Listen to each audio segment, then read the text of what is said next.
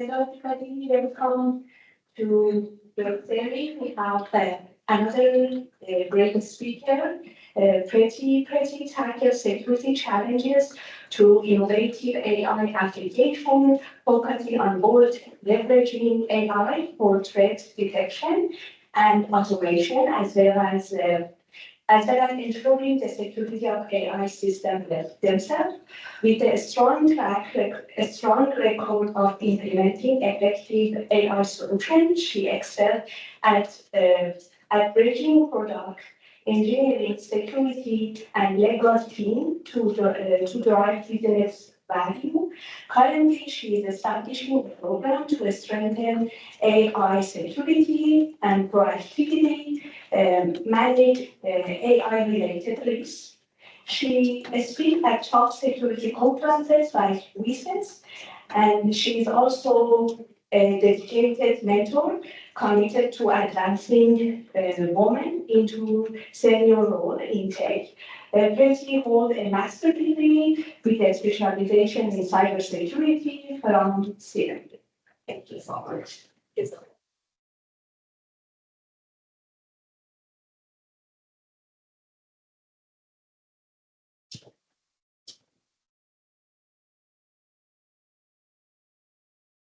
What was the program you mentioned about AI?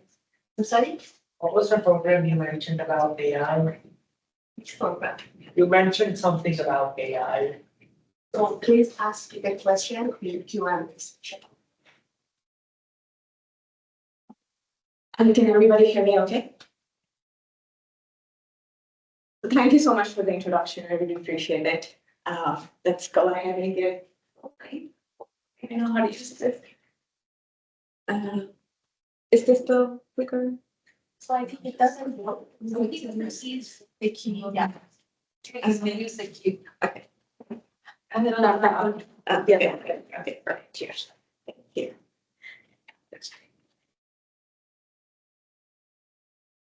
Can't seem to forward it here.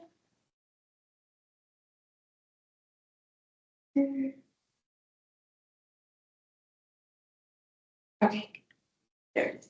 All right. So you already heard an intro, but I just wanted to give an intro of myself. So firstly, you can connect with me with that QR code. I promise it's just my website where you can follow me on LinkedIn. That's where I'm most active on, not so much on X. Definitely you can follow me on GitHub as well. I go by the handle Cybersmack. So quick introduction, security generalist, AI specialist. What I mean by that is I've done a lot of different types of roles in security, but I really know AI well, which is interesting considering my journey. And I've seen them all. Worked at Fortune 500 companies, startups, scale-ups, a lot of different places, and everywhere, different kinds of journeys. And something that I wanted to tell is what I do outside of work. I have a dog. My dog walks me. I wish I walked my dog, but my dog walks me. And I love memes, so you'll definitely see some memes in the presentation today. And I keep it casual.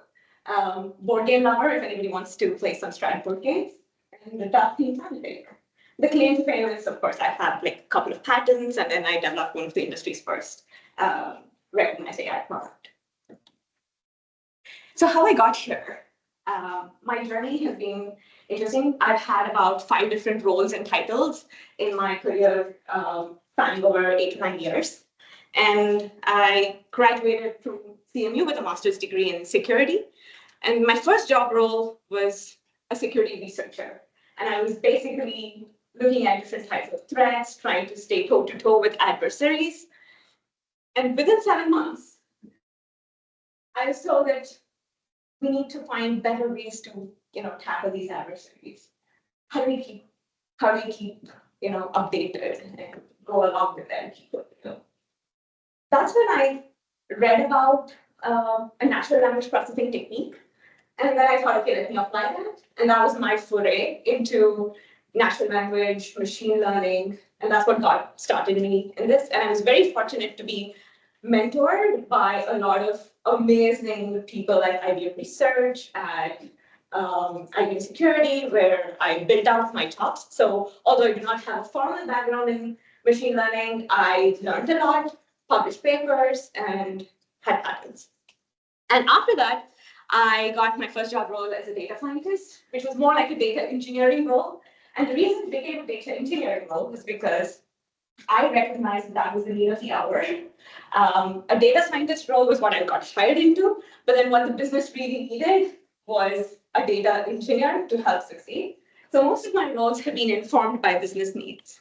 So later in another place at VMware, I wanted to again become a data scientist. I was hired to do that. And then I went there and I realized, okay, we have good engineering infrastructure, we have good models, but why isn't it reaching the users? We needed to operationalize a lot of this. So I did an MLOps role there. And then after that, I became a principal research engineer where I was like directing teams through advanced studies and interesting projects that can actually have a huge impact in the market. And then finally, I am now a senior AI security researcher, and I typically do jobs before they become job roles. So I started defining what my current role is, and I call it the AI blue team. Everybody has heard of AI red team, I presume, where you're actually trying to attack AI systems, but the AI blue team is how do you proactively defend those systems? So that's kind of what I'm doing right now.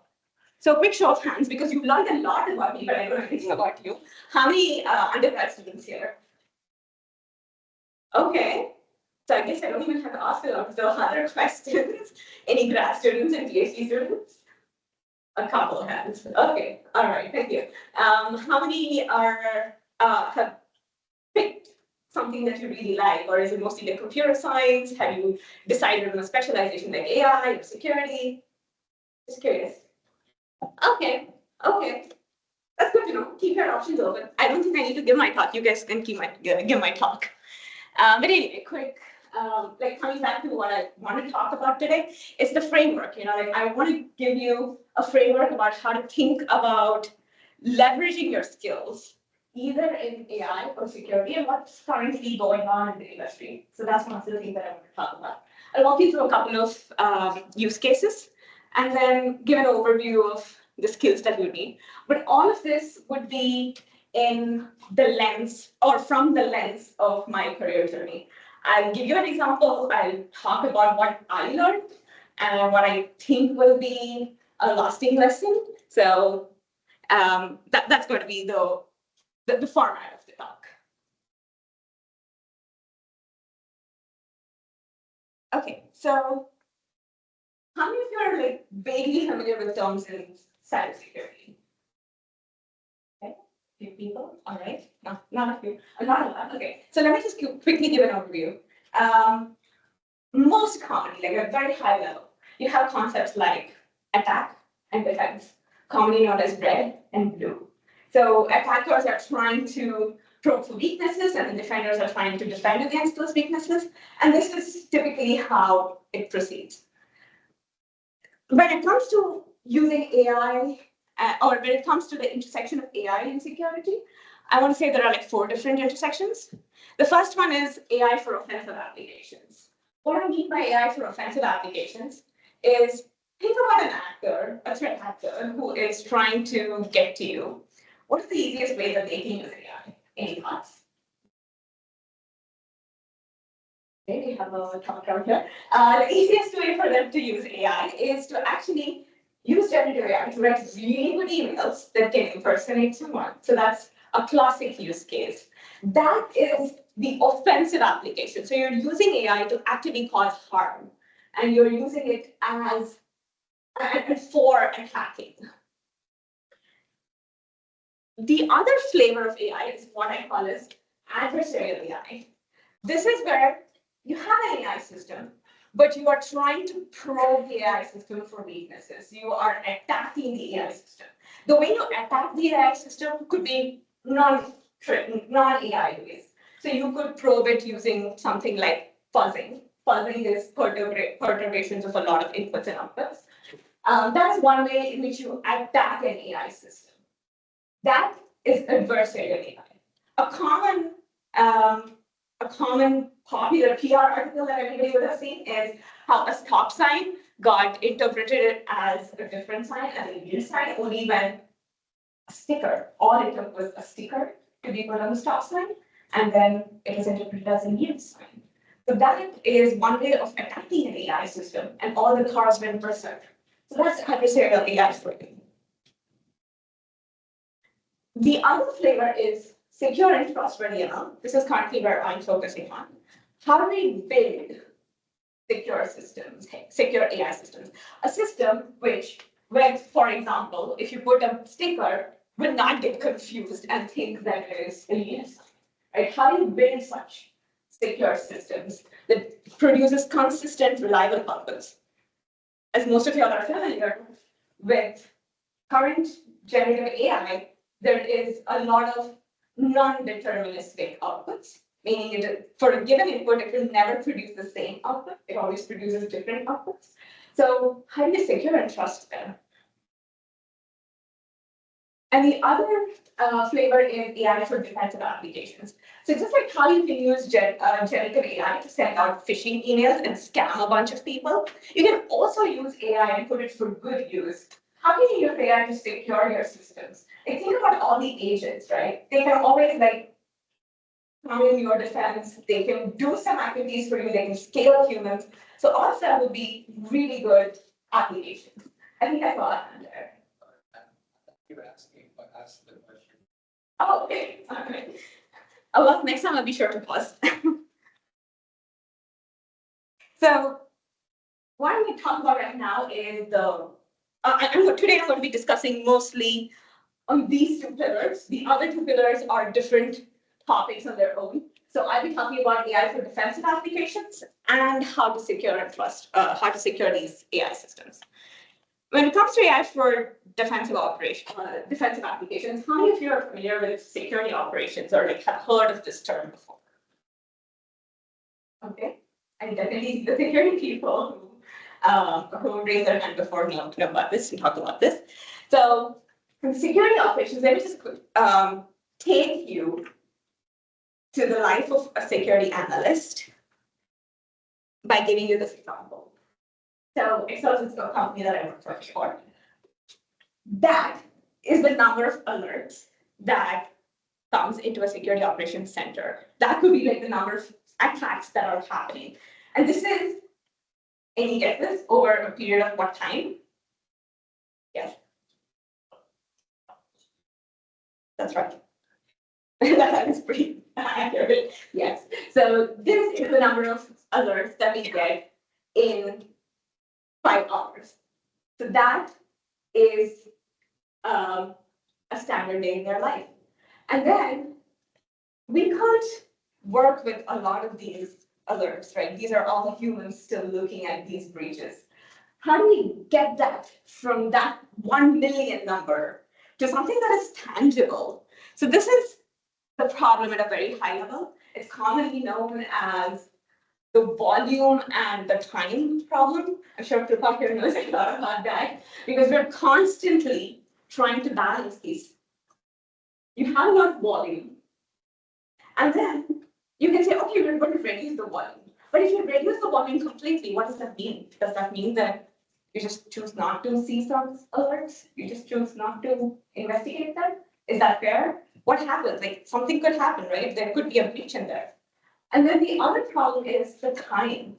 You could also incentivize people to say, oh, I'm going to quickly close this ticket. Like, oh, this is a bug. I'm going to quickly close this. Would that work? That's also a wrong incentive if you really think about it, because that just means nobody investigated it. And you're like, yeah, I did a great job. I self-score myself on 100. So giving you a quick overview of the process, what that looks like. There are like events, security events, and then there's an attacker who just gains footing in your environment, in your enterprise. And then it goes through a bunch of processes, right? Like the time between when an attacker has actually gained footing to when you're even notified that something has happened. That is called web time. And then once you get an alert, somebody has to go look at it. this is equivalent or akin to, say, you getting an assignment or you getting a gym ticket and you're looking at it. So that's called the time to touch. And then finally, by the time you actually get to work on it and figure out the very first action or the first step that you have to take, that's the time to respond. Do you know on average what companies would pay and what people would desire for these times to be? Any guesses?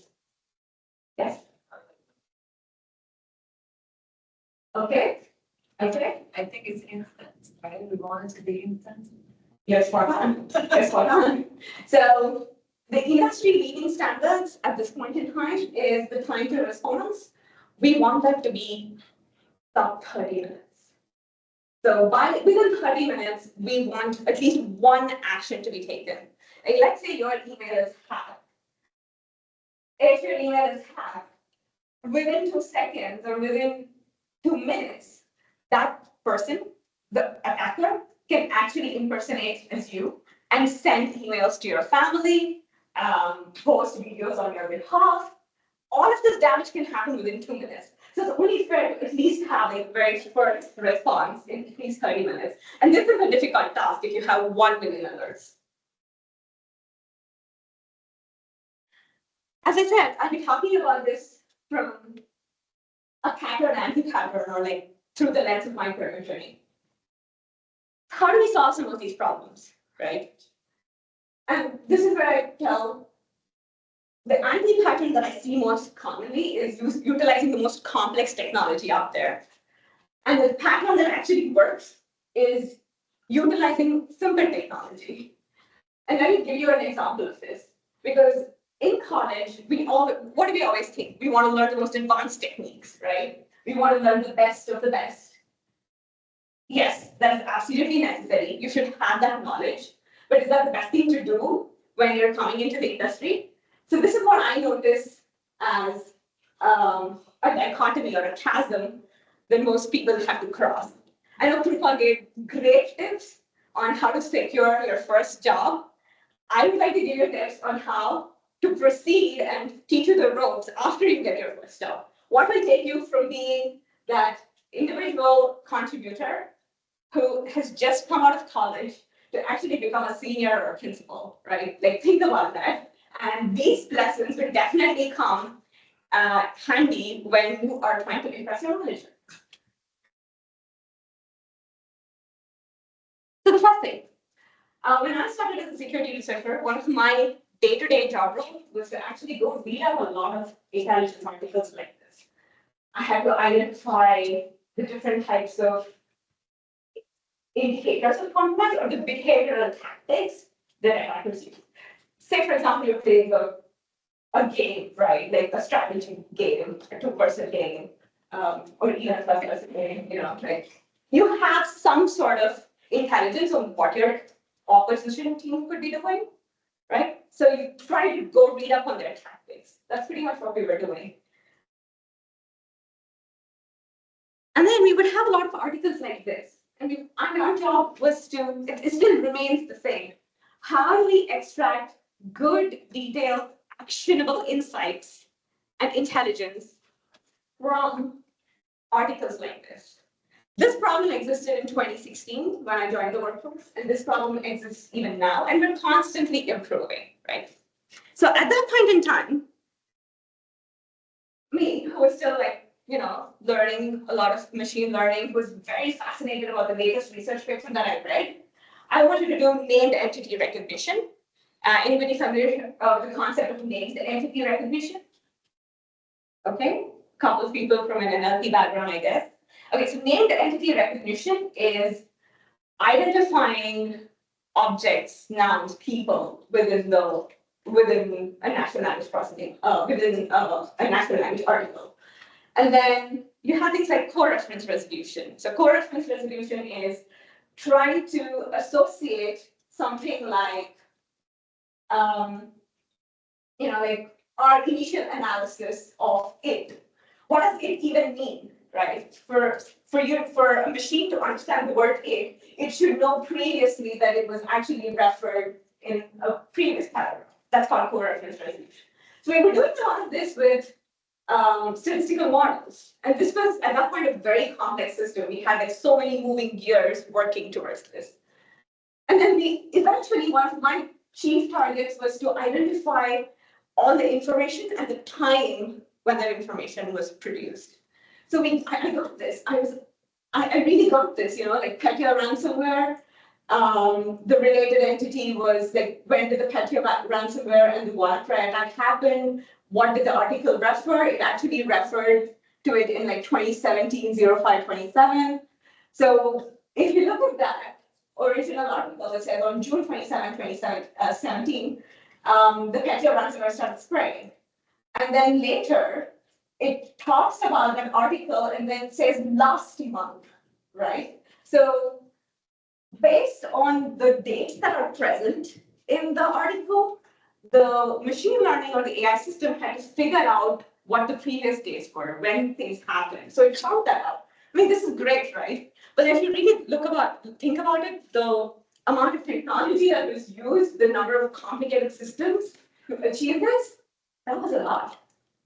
But we can definitely do that now because we have generative AI models, which their strong suit is this. Their strong suit is understanding the relationships. And this does not have to be, and this is not based on statistics, but more based on linear.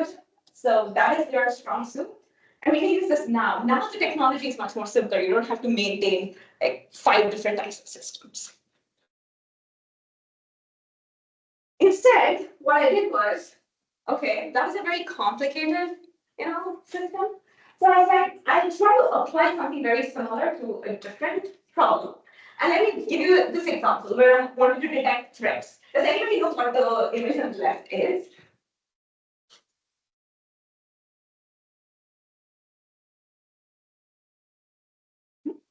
It's like HTML. You're right. You're right. It is actually HTML. It's actually a web page. But what you're actually seeing is more like JavaScript, but it's very commonly rendered in web pages.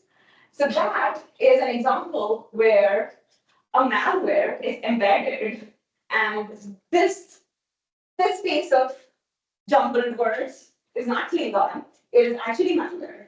Okay, so that piece of malware is what I was trying to detect. This was evading all kinds of rules. How would you write a rule for this? How do you catch something like this?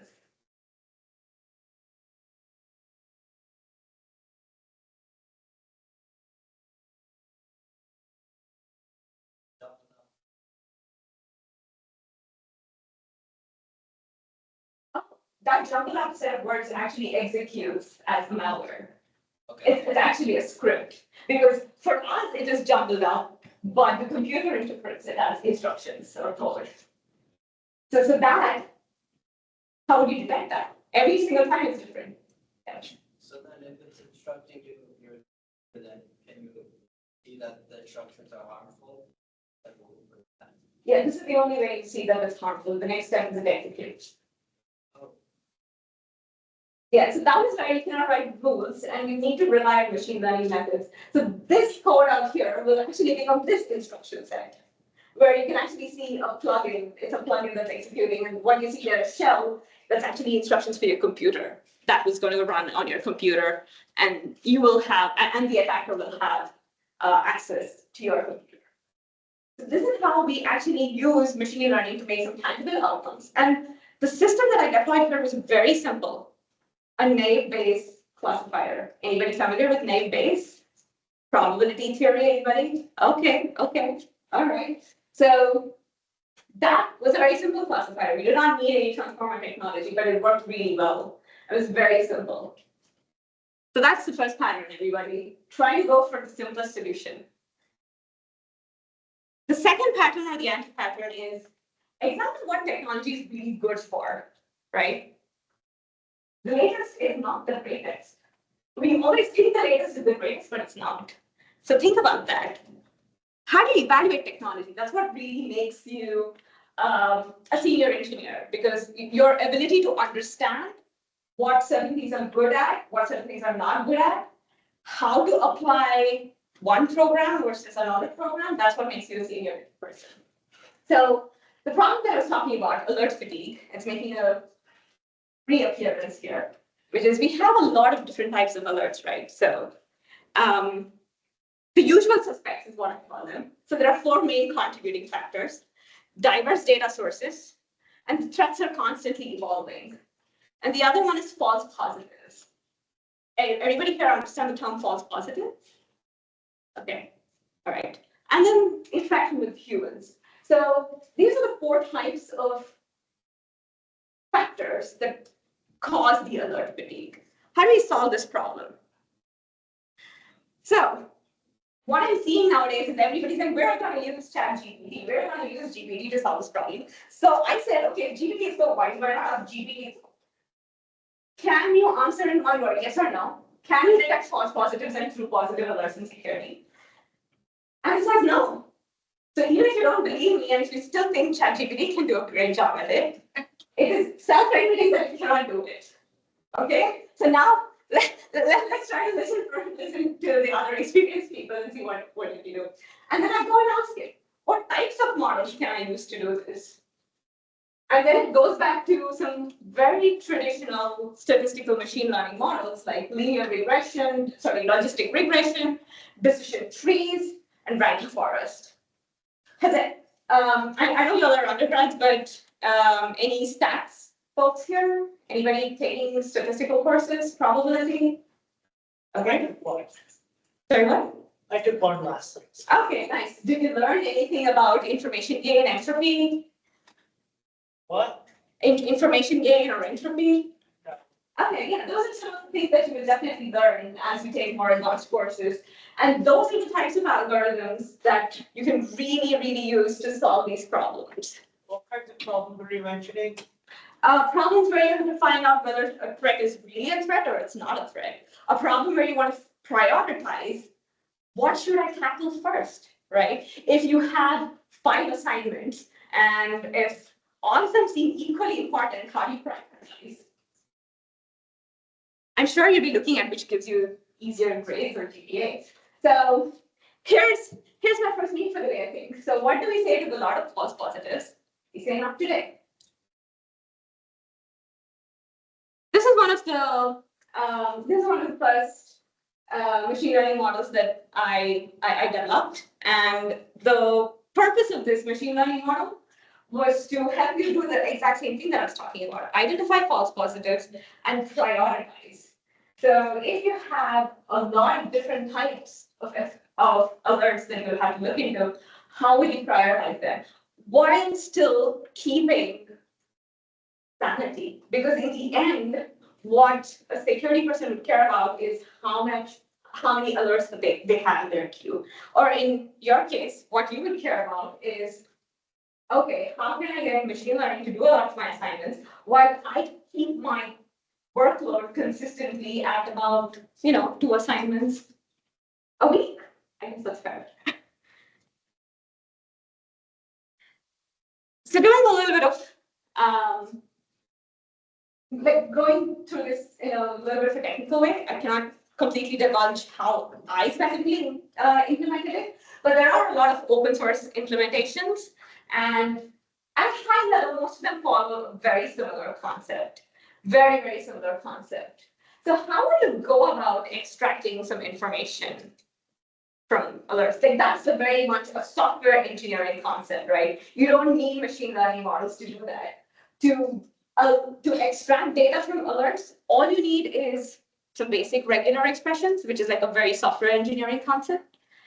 And then later, you want to analyze the background for a given alert. So for example, if an alert says that there is a phishing email, you want to analyze who it came from. What was the email address there? What was the domain there? So that's all the context. All of that context is going to go into your decision-making model to help you decide what you should prioritize. Because if your model is telling you, or if your data is telling you that it is coming from your teachers, it is coming from your peers, then it's perhaps really genuine. But at the same time, if it looks like it is coming from your peer, but it's actually not, then that needs to be prioritized. You need to pay attention to it. So that was mostly the part where I helped use or where I helped the frontline defenders to use AI and create security outcomes through that. But now I'm shifting gears and talking about how to defend the AI systems. And this is where there's another pattern I'm admiring, because I started this role where I started defending AI systems about a year ago. And I knew how to build machine learning models, but I did not necessarily, I understand how they work, but I did not necessarily know exactly how to secure them and defend them all the time. So that's where my initial instinct was, okay, I have to learn all of it. And then later I thought, you know what, maybe I don't have to learn all of it. I can ask my peers for help. I can lead in and get some input from them. And this is despite me being the person who's responsible for building out the program. So you're still tasked with some interesting things, but it's difficult to do it all by yourself. So when I took on the job role, I thought defending AI systems, or I thought defending AI meant just that. Securing the large language model. I was like, oh yeah, that's it. If I can do that, my job is there. How many of you know the difference between ChatGPT and say the model GPT-4o or O3 high? Like, how many of you understand the difference? Okay, this what you're seeing here is the difference. The LLM there, that is the model, which is just O3 high or GPT-4o or your Meta Llama. That is just the LLM. But what you think is ChatGPT is more than just the LLM. What ChatGPT is an application. It is a service that has a lot of these components. Did you know that there is like memory component and caching in ChatGPT? Okay, that's good. That's great. What else do you think drives ChatGPT other than the model? Think of all of these elements as like the infinity stones and the entire thing as like Thanos, basically. So you have to put all of this into one to make sure that ChatGPT works together. So you have all the data that drives it, maybe the data that you use, you put in to fine tune it, and you also have the vector embeddings that are in the background and the query prompt that you send in. Everything put together in one UI framework. It's one, and obviously you also mentioned the guardrails and everything. So all that put together is what you think of as ChatGPT, but it's the LLM itself is just one small piece. Absolutely. So from a software perspective, everything that you're learning in class right now, queuing systems, the queuing systems are there. That is not the LLM, but that's outside of the LLM. You're learning data structures, right? You're definitely learning that. So that is a huge part of the high availability scalable infrastructure. Databases, anybody learning B trees. So B trees, that is what drives a lot of your databases. So these are some of the things, right? Like when I thought, oh, I'm just securing AI, I initially thought it's just about the LLM. But there's just so many other things that we have to learn and focus on. And as you rightly pointed out, it's not just the model, it's the data. And we very often forget infrastructure. So do you know how many nodes of GPUs you need to deploy a model like Olama, a model like DC.1? Yes, the passengers is a factor, but how many GPUs do you think you need? How much memory do you think you need? Anybody has any guesses? Depends on the vector embeddings, right? So if you had like a huge vector embedding model, then you need to have bigger GPU, but smaller than probably. Right, but a lot of times we don't see the infrastructure that hosts that. So if I have to give you an example, to host a DC carbon model, you will need about eight 100 GPU cards. and eight H100 GPU cards. Any guesses how much storage and how much memory it comes with? So we're saying 8100 GPU cards to host what? To host a deep sea carbon model, like the most basic version of a deep sea carbon. Deep sea carbon model do. It's a reasoning model. It reasons through any query that you ask. So in order for like an H100 GPU easily has about 8 terabytes of storage, super high bandwidth. So a lot of things go behind securing these LLMs. I think that's the point that I was trying to make. And the last anti-pattern pattern for the day is, in the end, you have to scale yourself because you cannot do everything yourself. You know, a 10x engineer does not exist. A 10x engineer is somebody who can do like 10 zero tickets in one day. But a more senior engineer is the person who can direct at least 2 to 3 engineers to do that. So you have to learn how to scale yourself. This is an example of a retrieval augmented generative application where a lot of this is actually what goes on behind any of your chatbots. ChatGPT is actually a retrieval augmented generation app. So what exactly happens here is, you know, you have a user, the user writes a prompt, and there's a lot of things that happen behind the scenes. The happening behind the scenes is where you actually notice that, you know, it's able to understand your query and retrieve the relevant information because large language models are frozen in time. That is, their knowledge is limited to the point in time when they were trained. Anything beyond that, you will have to retrieve from a knowledge store or a document store. So the way you really secure or the way you really scale yourself is to actually build out such frameworks and processes so that not just you, everybody else can use these tools and get good guidance from this. So this is a typical example of how to secure systems. Identifying all the components and then identifying where the weaknesses are. If somebody has to attack you, how do you think people would attack? I'm just curious, like, would you think about attacking your strongest point or would you think about attacking like the weakest link in the chain? The weakest, right? So you have to identify those choke points. Where is this entire system the weakest at and try to provide different types of defenses for that. So if you are anything like me, when I was in school, yeah. Mention what does it mean? At which point is the system weak? At which point is the system strong? Yeah, sure, definitely. So the system is weak when there's a change in trust. So I, as a user, I'll tell you what trust is. So me as a user, I can write out anything, right, which may not be trustworthy. I can tell that, I can tell an LLM that I am the president of the United States.